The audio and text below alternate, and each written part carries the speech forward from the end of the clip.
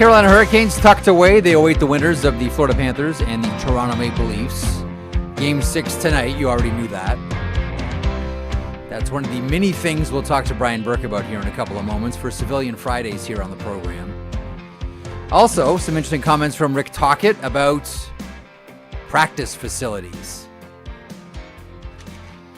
Yes, Vancouver hockey fans paid very much attention to Rick Tocchet's press conference today where he talked about practice facilities. We'll get into that a little bit later on. We'll talk about the Leafs game. We'll talk about what's next for the Washington Capitals and some interesting comments by Spencer Carberry. And when he said this team will not be together next season. And that's true of every team. And, you wonder about Lars Eller, Andrew Mangiapane, etc. But I wonder if he's talking about his assistant coaches. And we're going to get there in a couple of moments. Thanks so much for joining me, either on YouTube Live here, whether you're listening on your favorite podcast platform or whether you're in the chat. Thanks for being aboard. All right, Daily Outline powered by FanDuel. Our friends there, our presenters, make every moment more with North America's #1 sports book. We have a lot to get to on the program today. Glad to have you aboard. Our feature is coming up here in a couple of moments, and that is Brian Burke for Civilian Fridays. We'll talk about the Carolina Hurricanes advancing and very much leaning into the idea of them being boring. Winnipeg Jets stay alive in a thriller last night. Great game by the netminder, Connor Hellebuyck, reminding us that, hey, I'm the Vezina Trophy winner here. And Toronto, Florida, they face off tonight in Sunrise. This segment coming up with Brian Burke is a presentation of our friends at Budweiser. Budweiser is encouraging buds to make time for playoffs, not excuses. Every goal, every check, every win is better enjoyed with your buds. Phone a bud, text a bud, ping a bud, and call out their excuses for bailing on the playoffs. After all, the playoffs are the most wonderful time of the year. Make them count. When it's springtime, it's go time. It is playoff time, and it is game 6 time tonight for the Toronto Maple Leafs as they face off against the Florida Panthers. The one and only Brian Burke every Friday on this show joins me now on the sheet from an airport. Burkie, how are you today, pal? Good, Jeff. Thanks for having me on. Sorry about a little noise here. Oh, no problem. I know you're a traveling man. You're always busy, and you got things to do. We always appreciate you parking some time here. There's a few things from around other series that I want to get to. Some coaching issues from around the NHL, a couple of interesting press conferences we've seen this week. But let me start off with the big story. And the story really kind of started in Game 5 on Wednesday. And we're seeing Game 6 tonight, the Toronto Maple Leafs and the Florida Panthers. First of all, before we get to tonight's game, coming out of that Game 5 where we saw jerseys on the ice and booing and everything, what were your main takeaways from that performance by the team that you once ran? Well, I would be discouraged if I were the Leafs, only because there were 2 games like that, not one. It's easy for a game to slip away from you. It's easy for a team to lose a game. We see it all the time in the playoffs, even the second and third round. Team will fall behind, give them a couple of quick goals, and all of a sudden the game slips away. But where it happens twice in a row, that's concerning. That's what I think has Leaf fans worried the most, is how do you lose it 2 games in a row at the most critical time of the year? It was one of those games, too, where even though the Maple Leafs haven't been eliminated from the playoffs yet, Burkie, it seems as if everybody has sort of written their autopsy in advance of Game 6 here. Now, the Florida Panthers can close out the Maple Leafs. That's the obvious comment. But, when you look at, and we've had plenty of conversations about this, Brian, and the core 4, specifically Matthews, Marner, Nylander, Tavares, obviously, their performances all coming into question, specifically the captain and number 16, Mitch Marner. Your thoughts on these 2 players right now? I mean, there's moments where you define your career. There was going to be one on Wednesday that didn't go so well. We'll see what happens tonight. You have a thought on Marner and Matthews right now? I'm going to differentiate them because I believe Austin Matthews is injured. I'm not sure how severe it is or how what kind of therapy is needed, what kind of surgery. But I never throw a player under the bus at the end of the season until I make sure on injury. I don't think Mitch is. I think Mitch is just scuffling a little bit. But he can fix all that. They can rewrite this narrative. There's 2 games left if they win tonight. They can rewrite this whole narrative. So I'm not doing doom and gloom just yet. And on Austin Matthews, I'm going to wait and see what the injury is and how severe it is. From your point of view, I mean, it seems like it was 5 minutes ago. It's Game 3, and the Maple Leafs scored 2 quick goals. This is last Friday. They scored 2 quick goals, and then it's 3-1. Last Friday. What's that? Last Friday, that close. Yeah, That close in time. Last Friday. Yeah, and here we are now. They're on the verge of elimination. Like, is it too simple to say that they got saves from Bobrovsky? Like, I think all Maple Leafs fans and the Leafs organization are wondering, how did it come to this inside of 7 days? I think it's a fair question because I don't think it's all goaltending. I don't think they got goalie. I think Bobrovsky's been brilliant when he needs to be. I think Joseph Woll's been more than adequate.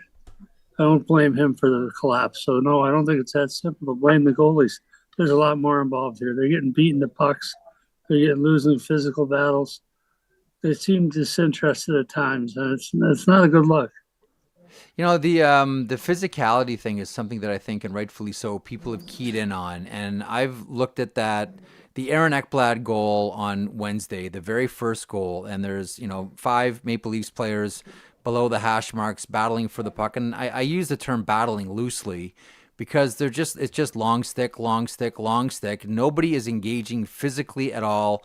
The puck squirts free to Aaron Ekblad, and next thing you know, it's 1-0 Florida Panthers.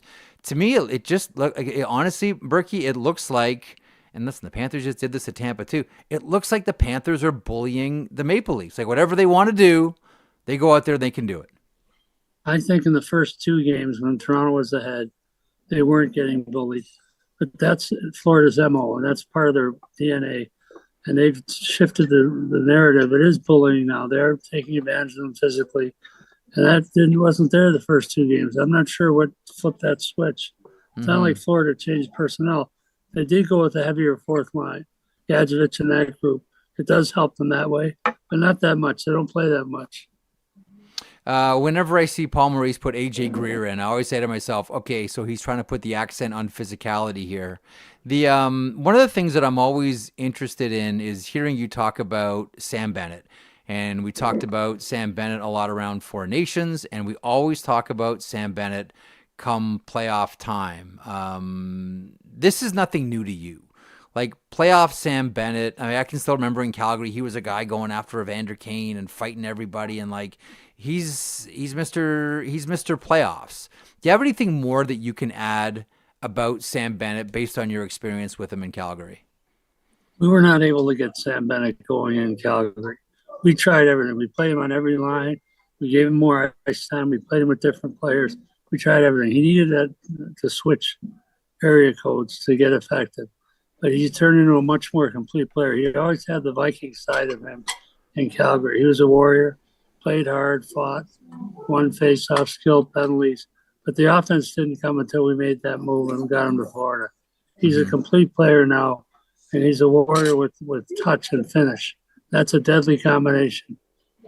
Now, I talked to someone not too long ago, and we were talking about Sam Bennett and the idea of him reaching free agency, and this person said to me, if he gets a free agency, there is going to be a cattle auction for Sam Bennett. There will be teams lined up around the block. Like, I can't think of one team in the NHL that wouldn't want Sam Bennett on their team. Do you think he actually gets there? Like, I know the cap situation for Florida, but I always say to myself, there's no way that Florida can let this guy go. No, and they can move some things around. They've got the cap going up by $8 million. They should be able to keep Sam. I think they will. Bill Zito has a very good relationship with his players. He's pretty creative. I think he'll get him signed. Mm-hmm. Zito doesn't want to go anywhere. I wouldn't imagine. I mean, he's comfortable there. He's playing well. They like him there. It fits his personality. I don't know that Sam Bennett, wants the big bright lights of a Toronto, Montreal, New York. He's happy there. Like, he really enjoys himself. I mean, you mentioned Bill Zito there, Burkie, and I do wonder from a general manager point of view, when Zito got the team, the first thing he did was bring in Patrick Hornquist, just like a miserable SOB to play against. And it seems as if ever since that move, like, that was the signal that this is what he wanted the Florida Panthers to be, that they weren't going to be the pushovers anymore, that the only tough game in Florida was going to be against the Tampa Bay Lightning. He wanted a nastier team, and it was Bennett and Mikola comes in, Brad Marchand most recently as well. Like really tough, miserable players to play against. That to me screams Brian Burke team. Like when I look at the Panthers, I say Burkie would love to manage this team. Yeah, I think it's a Brian Burke team for sure because it's not just the grit and the toughness, the third and fourth lines and the size, defensemen who play big. It's also they got stars. They can win. They can beat you with stars. That's the key to winning a championship. You need star players. They've got stars. The fourth line's nowhere near as important as the first two lines.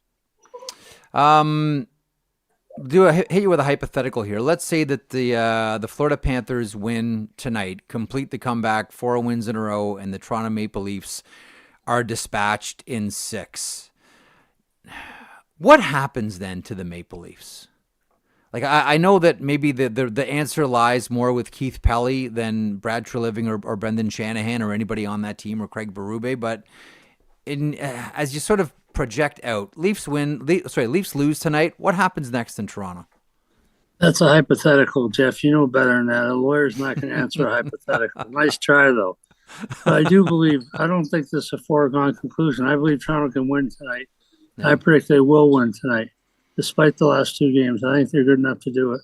I don't think the season's over. And we'll have the postmortem if and when we need to. All right, so we'll save a week, and we'll either be doing a postmortem on the Florida Panthers or on the Toronto Maple Leafs. Washington Capitals, we can do the postmortem here. We can get the rubber gloves on this one. This was like when you look at the Washington Capitals season, there was the Ovechkin chase and subsequent beating of the Wayne Gretzky goal record, leading the Eastern Conference. There was, of course, the march to the playoffs, and some other different players emerged.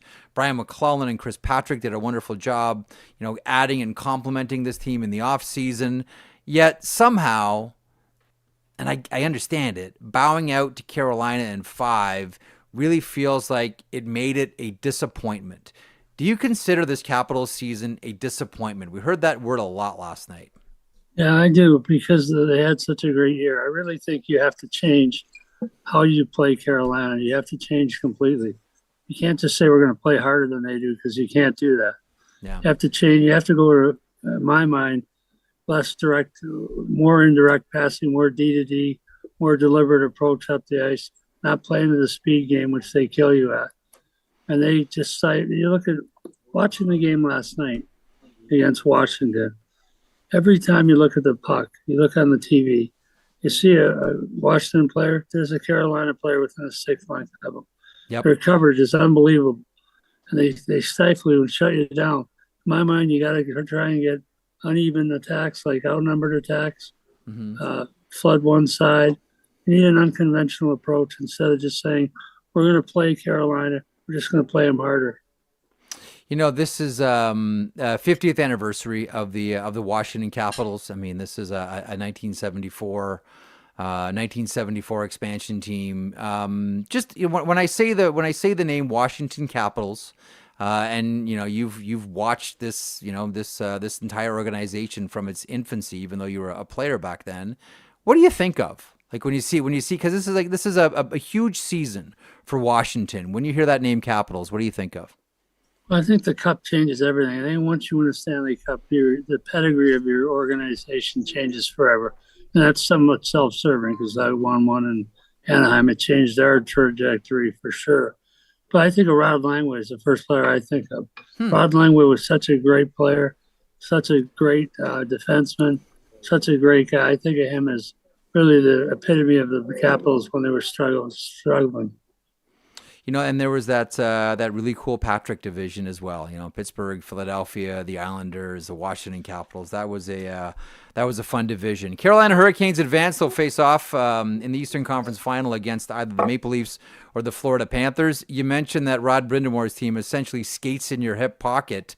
What do you make of that style? Like, we don't see a ton of man-to-man as much as Carolina does. It does leave a lot of open ice out there. We've talked about that before. But do you have a thought on what we're seeing from Carolina here? That's a tough team to play against.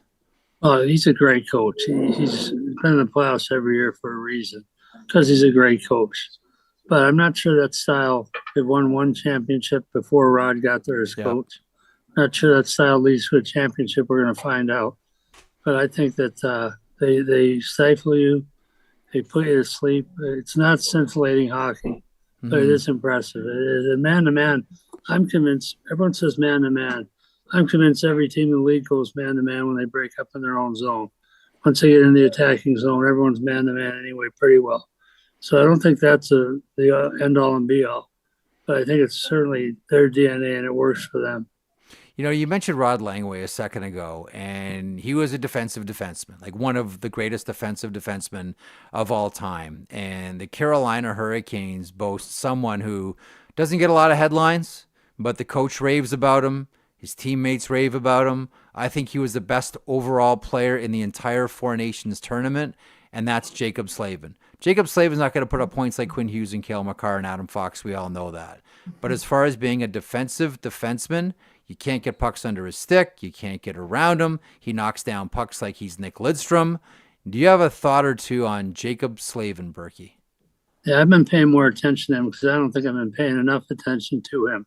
He is a great defenseman. He's the best two-way defenseman in the league. And they're talking about starting a second trophy for a defensive defenseman, which I would not be in favor of. But if they do that, it's got to be Jacob Slavin. It's got to be the first winner. He's amazing how he shuts people down. And he draws tough assignments every night. He's a great player. And no panic ever. The Oilers are through to the Western Conference Final. They got their scare early against the Los Angeles Kings, dispatched them, and then came back and knocked off Vegas, overtime hero Kasperi Kapanen there. And through all of it, Stuart Skinner with back-to-back shutouts. Do you have a thought now that Edmonton is through to the Western Conference Final and what we're seeing from McDavid and company? Well, the first two guys, McDavid and Draisaitl, are the two best players in the league, and they did what they're supposed to do. But they got secondary scoring. They have a new look since they made the changes. They brought in Trent Frederick. They brought in Evander Kane. They have a bigger, uglier, meaner look. They're much tougher to play against. They brought in Troy Sketcher, who I think is a real good addition as a smaller guy. But they changed their team in the middle of the playoffs, which is hard to do. And they responded brilliantly. So I think they're for real. I think a lot of credit goes to Chris Knobloch and the coaching staff for the changes they made. Because it's not the same group that was losing earlier in the playoffs. It's a team, and Skinner has been unreal. He's been unbelievable. Mm-hmm. So give the coaches credit. Those are all changes that they made. And it does seem as if as well, and we've seen this plenty from Connor McDavid, you're not going to see Connor McDavid smile. It's like Nathan McKinnon, right, with Colorado. You're not going to know if he has upper teeth at all until this team wins the Stanley Cup. Like, they knock off the Vegas Golden Knights and he's in the dressing room and there's no smiles. There's no smiles. Like, this guy is like, okay, we're halfway there now. That's it. I saw a couple. Earlier in the series, he smiled a couple times. After they stopped him, he got robbed on a save, and he laughed about that. I thought, okay, he's showing some human side to it. I like it. Dallas and Winnipeg. Like, I think we just look at this one and say the Winnipeg Jets are going to come and go with Connor Hellebuyck, and when he's on, you can't get anything by him. Not that he had 40 shots against him. I think it was only 22 last night against Dallas. But Hellebuyck was phenomenal. That save on Harley, kept it scoreless, keeping Winnipeg in there. Next thing you know, Scheifele scores, Ehlers with a pair in the third period, 4-0 is the final. Is it too easy, Burkie, to say that this series is going to be dictated by how Connor Hellebuyck plays, and that's it? No, I don't think it's too early. I don't think it's oversimplistic. I think it's factual. Connor has to have the game of his life because the Finnish connection is alive and kicking in Dallas. Yeah, they've got great balanced scoring too. So he's going to have to play the game of his life and then come back to Winnipeg and do it again. It's unfair to put it on one guy, but that's what it is here. He plays great, and he seems to only be able to do it at home. He needs to break that spell if the Winnipeg Jets are going to move on. We'll see what happens in Game 6. Rick Tocchet off the ice here. Rick Tocchet takes the job in Philadelphia. He's the new bench boss. One of the things at his press conference he talked a lot about was the practice facility. And we all know about the Vancouver Canucks and their struggle to get a practice facility built. I don't know if that was a deliberate shot at Vancouver as much as it was, look at all these resources I have here in Philadelphia. Do you have a thought on Rick Tocchet now coaching the organization that you used to be a part of when you were a player? Oh, they have a great practice facility. It's in New Jersey. It's not in Philly. It's on the other side of the river. But the fact of the matter is, when the Olympics came in 2010, we put in for a practice rink to be built at UBC. Turned out being the practice rink for the second pool, so the lesser tier games played there. We had a full facility being built. I don't know what happened after I left, but it was all set, all papered, all financed. Everything was ready to go. But the fact of the matter is, the Vancouver Canucks don't use the outdoor rink or a third facility like Britannia or one of the community rinks more than about 12 times a year. Their building isn't that busy. So they get to practice at Pacific Coliseum, wherever the GM place, wherever it is now. They get to practice there almost every day. So it's not that big a hardship, as they say. Mm-hmm. Adam Foote takes over as the next head coach of the Vancouver Canucks, was an assistant with Rick Tocchet. Burkie, I kind of looked at this and said, they got down to their internal candidates pretty fast. It was going to be either Manny Malhotra or Adam Foote here. And it looks as if, to me anyhow, the Vancouver Canucks are leaning into one of the strengths that they have, and that's the blue line, led by Quinn Hughes. How did you see the Adam Foote hiring? And do you have a thought or two on Adam Foote, both not just a coach, but as a player as well? Well, I respect him as a player. He played hard, and he was a defenseman. Most of the great coaches in the history of the NHL have been defensemen. Everyone thinks I was a defenseman because my stats are so poor, but I wasn't. I was a forward with no ability.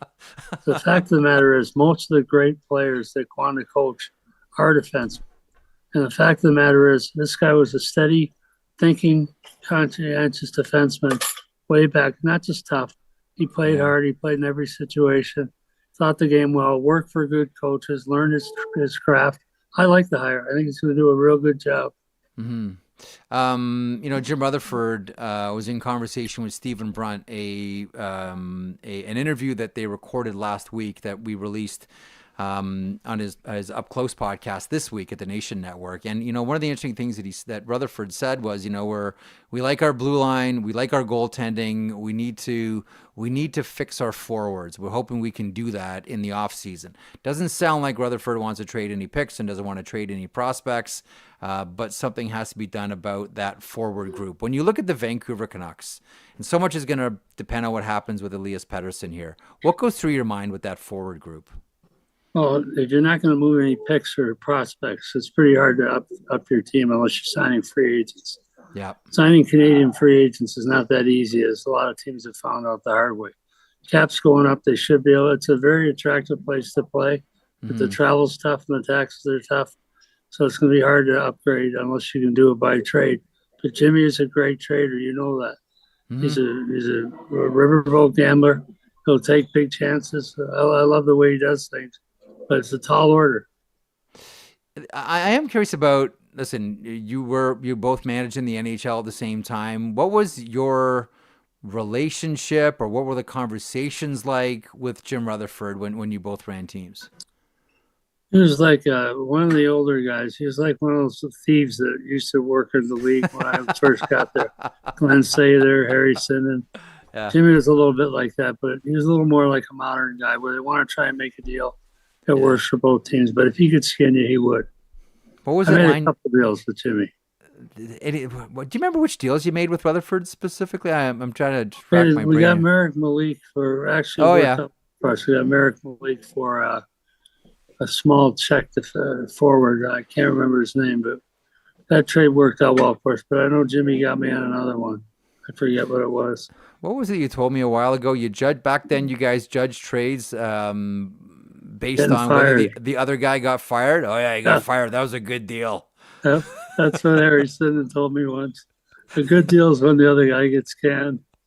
I thought, oh boy, I'm in trouble. I was talking to someone earlier today, and we're talking about, and actually, you know what? Patrick has mentioned this to me as well, that how unique it is to hear managers talk to one another about business and then completely change once the conversation is over. Like, you guys will be yelling and screaming and cussing at one another. And then when the business part of the conversation is done, it's like, hey, we're having a barbecue next week. Why don't you come on over? It's always one of the unique things. Good SOB. Hey, how's the family? That's what happens. But it's true. There's a code. There's the civility that's required to family and friends and people around you. You have to act a certain way in front of people. Like Mike Keenan and I had differences with him, but he was always nice to my kids. That's part of the code, part of what you do and how you behave. It's an important part of the job. Well, listen, having you on is an important part of our job. Thanks. I know you got a plane to catch. Thanks as always for stopping by. We'll see tonight. I mean, this is a big one for a lot of players on that Toronto Maple Leafs team. The Florida Panthers can advance the face-off against the Carolina Hurricanes, or everyone's going back to Toronto for Sunday. Thanks, Burkie. Safe travels, pal. Thanks, Jeff. There he is, Brian Burke for Civilian Fridays here on The Sheet, a weekly staple.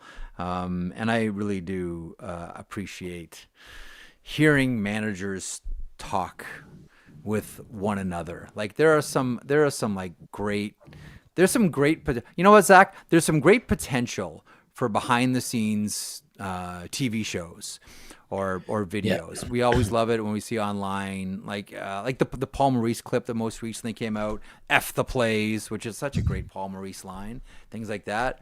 You really need to, and I think everybody needs to, listen to managers talk to one another.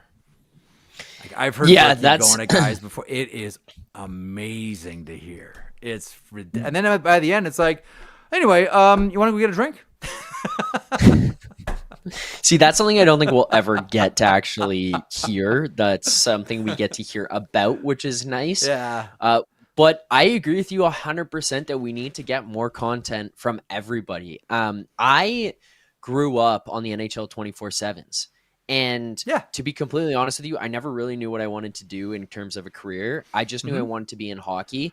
And part of the reason was because, like, I was like, NHL, I want to play there. And if I don't, it's in hockey. And part of the reason was because of the 24/7s.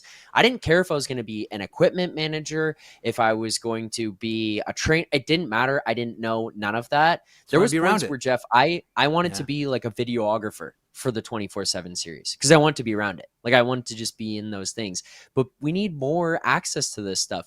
You know, one thing that NHL did this year that I wish that we got more of was they had a camera in the trade room, not trade room, the room where the call was made to at the NHL headquarters for the Dylan Cousins trade.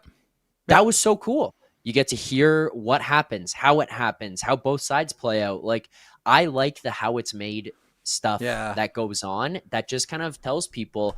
And the other thing as well is, like, how many people do you think knew that that was a job, that someone takes that call? You know, it has to happen. That's central registry. Oh yeah. But that's a job. How do people know that? You know what I mean? Like, people don't know that. I'm telling you, like, some. No, but you know, you're right. Like, I know that I've talked to so many people who, you know, like you, like played at a high level in youth/minor hockey and just want to stay involved in the game when their playing days are done. And it's like, there's a lot of things you can do and a lot of paths you can take to get there, whether it's media, whether it's team, and all. If you're doing team, there's a lot of different ways that you can go about, you know, being involved. Go work team services. There's always, you know, scouting is always appealing to people as well. There's working league side too, like this, and a lot of people sort of jump back and forth between all of it. There's a number of things you can do. Like, it's not just like, well, if I'm not going to be a player, then I'm just going to be a washout and I'm never going to work in hockey. It's a lot of ways that you can stay in the game. And one of the easiest things to do right away, I always tell people, start a podcast. Start a podcast, get active on social media, watch games, comment on games, start to establish who you are. And you don't always have to go to school for any of it. Maybe you do now. I don't think you do. I mean, I never went to radio or television school for it. You didn't. Like, this is an accidental job for me. Like, honestly, like, this is a complete. I failed upwards. Yeah, trust me. So did I. I wanted to walk the groves of academe and do a PhD in English as I was working part time in a cemetery, and somehow I ended up here with you. A clean shave, well, almost clean shaven you. So explain for people that saw What Chaos today, they'll know that you cleaned it up a little bit here. And for those that are watching now on YouTube, you want to describe the motivation behind the cleaned up Philly today in advance of Game 6? So in the positive way, I'll spin it before I tell you the real reason. It's because, fresh start, Game 6, Gene Principe cut his hair. He did it for the Oilers. They went on a run. The real reason is I was so angry after the Game 5 loss. The second the buzzer went, I texted my barber and I said, "Are you available are you available now?" And he said, he told me this morning when I went to get it, he's like, "I was going to tell you not to do it before the end of the playoffs," but he's like, "You need to get a haircut, man. Like, fuck this team." I was like, I just started laughing. That's honestly the real reason, though. I was so mad. Like, I was like jokingly doing it like playoffs, and then the chat told me like, "No, you can't shave, can't cut your hair." And then after Game 5, I was like, "I'm done with this." The chat said no. Me already. Yeah, they told me I couldn't do it. The chat said no, eh? Wow. Yeah, and then I was like, "I don't care. I'm done. I'm done." I was so mad. I'm like, "I'm done with the team. I'm done with the season. The playoffs are over." Yeah. But now I'm gonna spin it the other way, and if they win tonight, well, it's because I cut my hair. Then you got to get another. Because I had that influence. And you got to get another haircut. You got to be like, I think it was who was it? I'm gonna go back tomorrow. Was it? I think it was John Gotti who would wake up every day and go to the barber, and he would get a haircut and a shave, and he said, "Because it made me feel like a man." First thing in the morning, he would go get a haircut and a shave every single day because it made me feel like a man. Maybe you can do that if your Maple Leafs keep winning there, young man. Yeah, I'm sure my barber would like that. Yeah. Before we get to a couple of things here, let me ask you, how you feeling? I got you ride the roller coaster here, man. And a lot of Leafs fans ride the roller coaster. It's hard not to ride the roller coaster when you're a Toronto Maple Leafs fan, but it seems as if, man, like the Valley lasted 24 hours, and now everyone's back in here saying like, I think they have a chance. I think they can do it. I think they can send this thing to a Game 7. It's going to be a great performance by Matthews and I don't see it. But then, like, I'm just like cynical guy that's watched too much hockey in his life. So I was saying this in the chat because Jeremiah was like, "Why does everybody think the Leafs are going to win tonight?" The real answer defies all logic of what should happen. They will win tonight because it's the Leafy thing to do. Not because they should, not because they're good enough, not because no reason other than they will win after they've been dragged through the mud for 2 days. They have had their names spat on, stomped on, whatever. They will win just to bring you back and have me after the game texting Jeff and saying, "Same old Leafs, are you sure?" I'm going to get it today. One of us is going to text the other with the same thing. Same team? Same team? But it's like, I genuinely don't believe this team should win or will win. I don't think they deserve to win. Like the hockey analyst in me and the person who's like growing into the role that I am in and learning from all these people knows that they're not good enough and knows they shouldn't win and all of that. The Leafs fan in me is like, these assholes are going to win tonight and I'm going to believe for 3 more days. You're going to be right back in. So here's something. Here's something. You want me to be a real jerk right now? Everybody in the chat, you want me to be like a real jerk right now? Because I am prepared to do this. I'm prepared to be a real jerk right now. Here's something to think about. If you're a Toronto Maple Leafs fan, I mentioned this to you the other day. I gave Leafs fans a reprieve from bringing up this point yesterday because I just thought to myself, I don't need to add even more to the pile on here. If the Florida Panthers beat the Toronto Maple Leafs, again, here's something to think about. The Florida Panthers, last time I checked, and things may have changed because they've had a couple of long playoff runs here. I don't know if it's financially balanced itself out. But last time I checked, the Florida Panthers were still a revenue sharing team. And last time I checked, the Toronto Maple Leafs were the team in the NHL that wrote the biggest revenue sharing check. So To add salt on an open wound. To add salt on an open wound. Not only would the Maple Leafs lose to the Florida Panthers, but they would be subsidizing the Florida Panthers to beat them. Yeah. No, they used to be one of those groups that was in the 1/3 revenue and all that. And so they were, I don't know if that's changed based on the last couple of seasons because the deep runs that the Florida Panthers have had. But this has been a team that's always been a revenue sharing team. And last time I checked, the Maple Leafs write a whopper of a check for revenue sharing to teams like the Florida Panthers. Now, Montreal writes a big check and the Rangers write a big check. But nonetheless, subsidizing a team to do this to you. Anywho, I didn't want to do it yesterday because I felt that it would be piling on. But I thought I would just sort of lob that little flavor puck out there today for everybody as you're watching this game. Maple Leafs fans, you're paying for this. Yeah. Watching Sam Bennett and Tkachuk and watching them tonight just run around and laugh in the faces of Leafs players. And you know what one just makes me feel ill every time they do it on the camera, and they have every right to, and they should do it. But the camera cut in between the benches, and it's Tkachuk or Marchand, and they're laughing. Yeah. And then I'm like, it's good TV. That guy's laughing at me. That guy is reaching in and grabbing your heart and twisting it and pulling it out of your chest and laughing at me while he does it. It's gut wrenching. You know what this calls for? You know what this calls for, Zach? Hang on. You know what this calls for? This calls for the crispy inbox, baby. That's what you're thinking right now. Time now for the crispy inbox, presented by the Ninja Crispy 4-in-1 portable glass air fryer. Meet the first of its kind, the Ninja Crispy portable cooking system. The power of a full-sized air fryer in the palm of your hand, so you can cook big or small batches. Just prep it, crisp it, serve it, and store it all in one.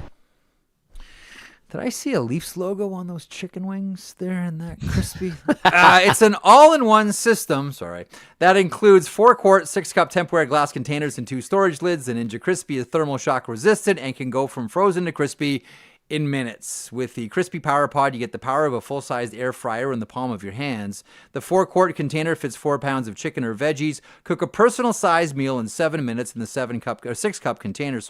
Max crisp, bake, air fry, and re-crisp with the Ninja Crispy. You can prep, cook, and store anything from crispy favorites to one-dish meals. Visit their website in the link in the show description and stay tuned for your chance to win a free Ninja Crispy. What do we have in the Ninja Crispy inbox today, young Zach?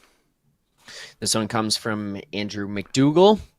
He says, "Hey, Jeff and Zach, after spending 10 plus years as a freelance journalist promoting hockey in Australia, this weekend at 40 years old, I will finally be pulling the skates on for my first ever competitive game. My question is, do you have any advice for me and my first game? Cheers, Doogie. Go Flames, go." You know what one of my favorite things to do is, and maybe you've done this too, have you ever taught beginners in hockey?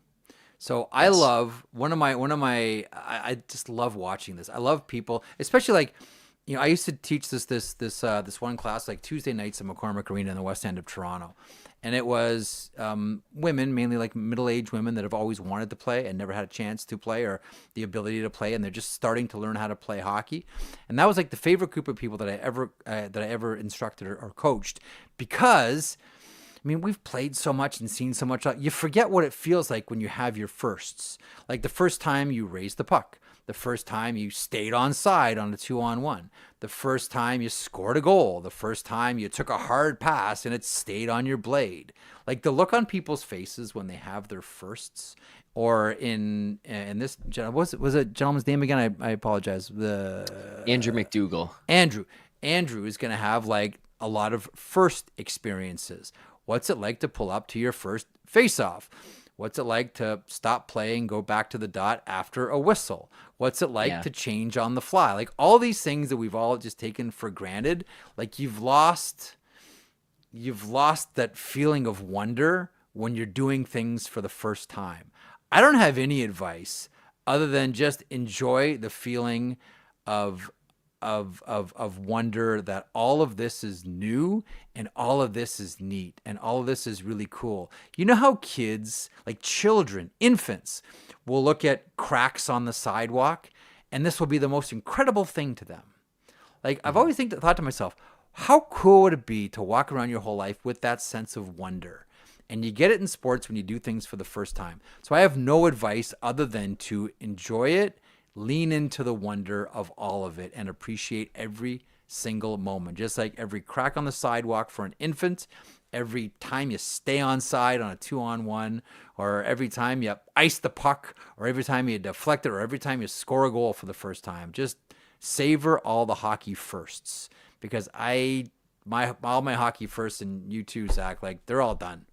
They're all done and they're all gone. Enjoy your firsts. That'd be my advice. I can't add anything that's as like serious and good on top of say something dumb. So say something dumb, like loosen the lids on the water bottles, do all that, shaving cream and the white towels. No, mine was going to be take the stretching very seriously. Before and after. The warm-up before and after. Oh, yeah, before you are and going after. to be in a world of pain. Yeah. If you do not take that seriously. Like I run on the treadmill, I bike pretty much every day, I work out, and then I take like 3 weeks off of playing hockey. I'm just playing beer league. I go back and I play, and the next morning I'm like, I can't fucking walk. What is going on? Like I'm like athletic, I'm in shape, and I wake up and I'm like trying to like roll out of bed. Like this is nuts. It's great. Stretch. It's crazy, eh? Stretch and get to know Pigeon very well. Pigeon is your friend. Do that off the ice. Do that on the ice when you get out there. Pigeon is your friend. Andrew, thanks so much for that one. A couple things I want to get to before tonight's game, and we'll wrap up the show in a couple of seconds. Spencer Carberry last night. First of all, Spencer Carberry is an absolute delight. There are a lot of coaches that really have the gift of the gab, and you love talking to, and you learn something from. And there's Paul Maurice is that guy, John Cooper's that guy. Spencer Carberry's in that class too, of the Washington Capitals. And interesting comments last night post game after the Carolina Hurricanes beat Washington. The gentleman's sweep, ladies and gentlemen, in 5. The gentleman's sweep. Where he talked somewhere along the lines, I'm not sure if you have the board queued up here, here it is. Spencer Carberry. It's awful because you did feel this team was capable of doing something special and potentially going to the Cup Finals and making some noise. We believed. And here's the line. And now this group will never be together again. That's just a fact. That's the way it works. Now, normally, and this is why, Zach, I always maintain, I kind of laugh when I say, this team's going through a rebuild, because every team is going through a rebuild. Always. There's always players going out and new players coming in, as you always try to improve your team. You're always rebuilding your team. Nothing stays static. Anyway, topic for another day. But normally you think like they're talking about players, right? And you can look at the Capitals lineup and go like, what's going to happen with Lars Eller? What's going to happen with Andrew Mangiapane? Look at expiring contracts, right? Goalies are locked up. D's locked up. You know what I really think he's talking about? I really think he's talking about his assistant coaches. I think that he's talking about Mitch Love, and I think he's talking about Kirk Muller. That this isn't just like there's going to be some new players in here, like Ryan Leonard's going to be a full-timer, etc. I think he's talking about coaches. You know, the guys that are with him before the game, getting to the rink first, on the bench beside him. There is a lot of interest in Mitch Love. It seems as if more and more people are talking about Mitch Love and the Pittsburgh Penguins, which would fit, as I mentioned yesterday, Kyle Dubas's style of hiring a coach. If you look at Sheldon Keefe, he likes the first timers, highly intelligent. I think that Keefe's one of the best coaches in the NHL. I know it was a tough go for the Devils this season, but I firmly believe that no one is more prepared behind the bench than Sheldon Keefe. And I think he probably looks at Mitch Love and says, like, I think that this guy might be essentially, for lack of a better comparison, the next Spencer Carberry. I could really see Mitch Love getting that Pittsburgh Penguins job. And as Dave Pagnotta told us yesterday, there's a lot of interest around the NHL in Kirk Muller. Like, you don't have a season like that without other teams, when they have vacancies, knocking on your door saying, we have a position here that would be a promotion for one of your coaches. Can we have permission to talk to him? I really think that's what he's talking about. That he's talking about his assistant coaches. And listen, they may lose as many as 3. Todd Nelson with the Hershey Bears as well. I'm still stunned. Doesn't have an NHL job. All the guy does is win. It's a winning machine everywhere he goes. But do you have a thought on that? Carberry saying, yeah, you know what? We know the team's going to be different next year. Teams are always different next year. I know some may have looked at that and said, is he trying to tell us that Ovechkin's not coming back? I don't think it's that. I think Ovechkin's got one more year, and he's going to play that 1 year with the Washington Capitals. But what did you make of that comment by Carberry? It's an interesting one to have at the after the last game. Well, he's a guy who's very calculated, so I feel like that one was kind of all-encompassing, right? Like there's the element of, he expanded on it as well in his post-game comments about the 50th year anniversary. So that's one part. Like that whole concept and stuff, that is done. It's over now. The chase for Ovi, like that stuff, it's over. There's going to be new pieces in, out, whatever. I do think that coaching aspect was a big part of it, though. The group that's been assembled there to coach these guys and help him and all that kind of stuff. Because even when you talk about the players, I don't see like massive changes coming to this group. I don't see like huge changes. Ovi, I do think comes back. Chychrun is locked in. You know, the bigger parts of it are still going to be there. Yeah, sure, pieces might move around them, but I feel like just the concept of the team as a whole and the season and the story was part of that answer. And then the other part is what you mentioned, the coaches that are going to be just plucked off piece by piece here, I think, as this offseason gets underway for everybody. March 28th, I'm looking for the date here. March 28th, 1975. So the first season for the Washington Capitals. They were abysmal. They were awful. They burned through 3 head coaches. It was awful. They couldn't win anywhere, but really they couldn't win on the road. And so March 28th, 1975, they're playing the California Seals in Oakland. And they win their first road game. Right? They had lost 37 road games. They win their first road game, 5-3. And you'll love this one as an old hockey dog. So they've just won their first road game. Everyone's just like, this is the best. We finally won on the road. Holy smokes. And they grab the garbage can that's sitting in the middle of the room. You've seen tin garbage cans your whole life sitting in the room. So we all throw our tape. So Tommy Williams, I think would have been the captain of the team, grabs it, Sharpie or a pen or something. Everybody signs the garbage can like it's the Stanley Cup, and they go out on the ice and parade around, would have been the Cow Palace, around the ice with the garbage can with everyone's name on that Stanley Cup. Now, I have no idea whatever happened to that garbage can. Probably just left it in there and shuffled off to, I don't know if they're playing the LA Kings the next night or something. But man, that thing belongs in the Hockey Hall of Fame. Like, that is probably one of those things that is lost to hockey history forever. But tell me that one, or doesn't belongs in like the Washington Capitals Hall of Fame, or should have like a place at Capital One Arena for Washington Capitals fans along with that story. To me, that is one of my favorite hockey stories. How finally they won their first game and all the guys signed the garbage can and skated around the ice like they just won the Stanley Cup. That would be really good to have in the Hockey Hall of Fame.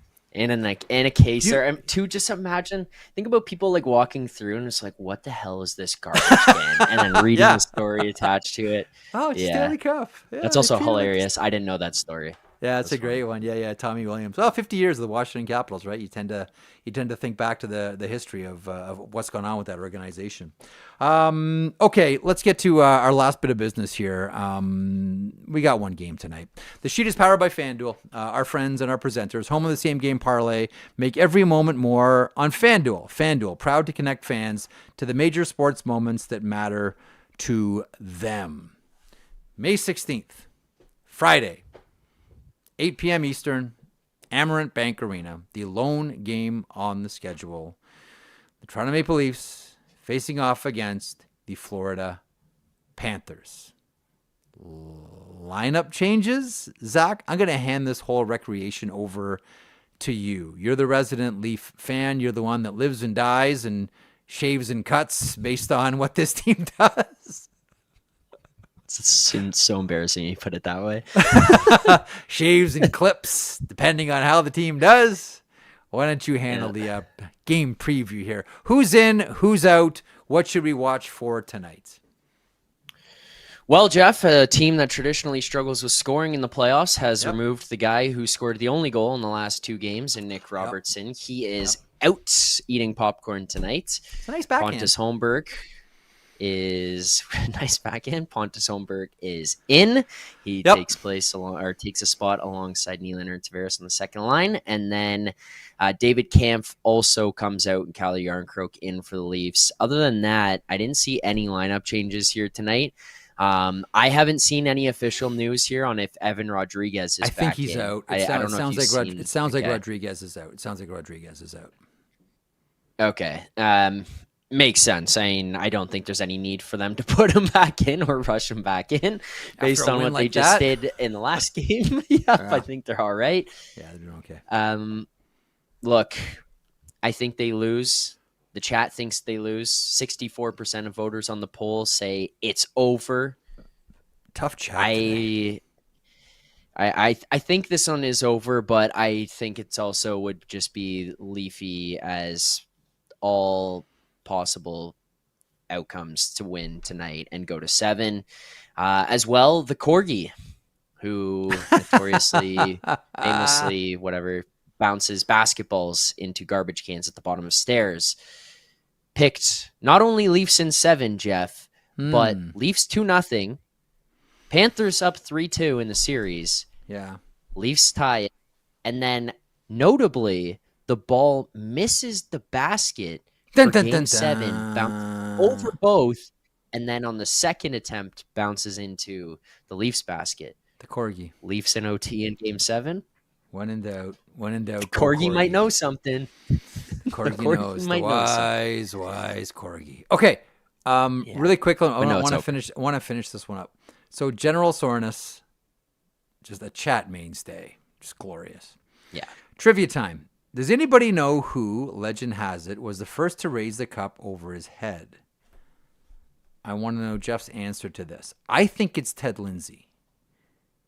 I think because the cup just used to be sort of brought out and the guys would take a picture and then it would get wheeled back into the room. I think it was Ted Lindsay of the Detroit Red Wings. Just off the top of my head. That's what I have knocking around this old brain. You doing a quick little Google search on that one? Yeah, first seeing lift if the I cup can up? find Is something. it I think it's Ted Lindsay. The other thing that I'll always go out of my way to mention. Did I tell you about the 67 cup? No. Do you want me to tell you the answer that I got back here? Not if it's not Ted Lindsay. It's not Ted Lindsay. Who is it?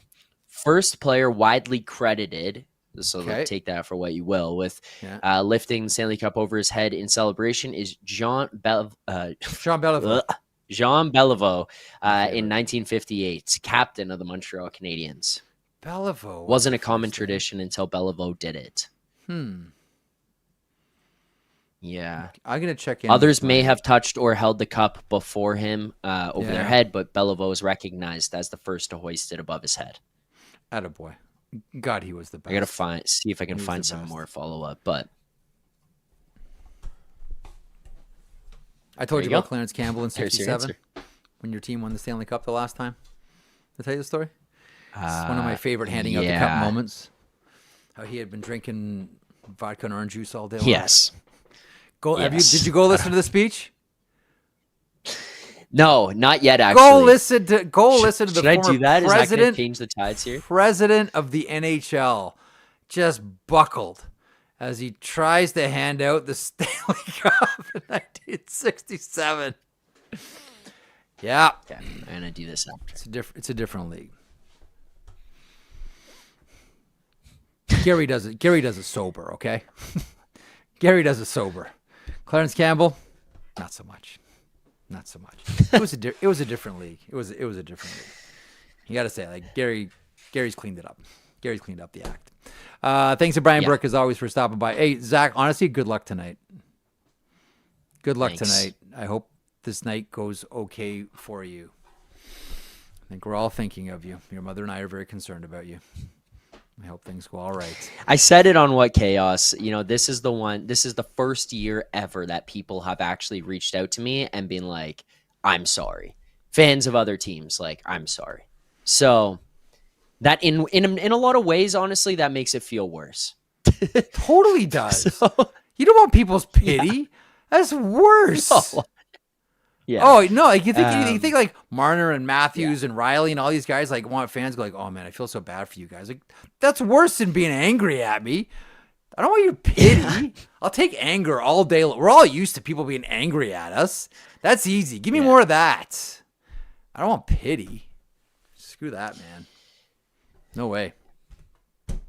And on that lovely note, we'll thank you for watching the show and listening to the show. Watching on YouTube, listening on your favorite podcast platform. Please subscribe to our Daily Faceoff YouTube channel if you haven't already. Leave a comment, leave a thumbs up, and we'll love you forever. Me and Zach and everybody here at the Nation Network will. Thanks as always for joining me. We're back on Monday, 3 o'clock Eastern with The Sheet. Don't forget, Morning Cup of Hockey, 9 a.m. Eastern on Monday. Johnny Lazarus and Colby Cohen, DFO live at noon. And we're back with you. Either talking about cadaver gloves and the Maple Leafs autopsy, or it's the Maple Leafs and the Carolina Hurricanes, Zacharoo. Anyhow, have a great weekend. Talk to you on Monday.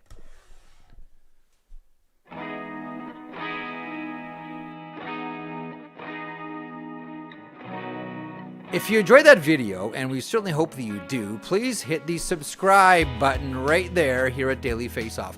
I will put this lineup up against any hockey lineup anywhere. It all gets underway at 9 o'clock Eastern with Morning Cup of Hockey. That is Johnny Lazarus. That is Colby Cohen. Then at noon, it's DFO Live. And then 3 o'clock Eastern, The Sheet. Get caught up on everything in hockey.